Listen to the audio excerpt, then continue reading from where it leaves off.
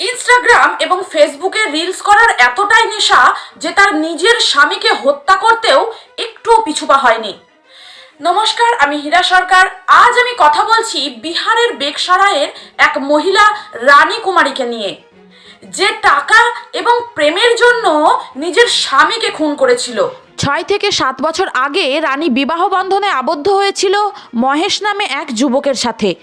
Social মিডিয়াতে রিলসের ব্যাপারটা খুব একটা ভালো চোখে দেখতো না মহেশ। এই কারণের জন্যই তাদের দুজনের মধ্যে সব সময় ঝামেলা লেগেই থাকতো।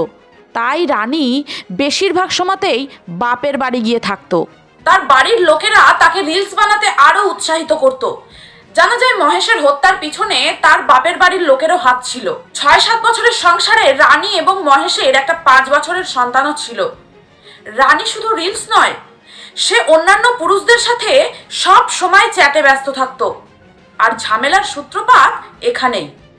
7 জানুয়ারি 2024 এই দিন তাদের ঝগড়া চরমে উঠেছিল এবং তারপর রানী এবং তার পরিবার মিলে মহেশকে খুন করে।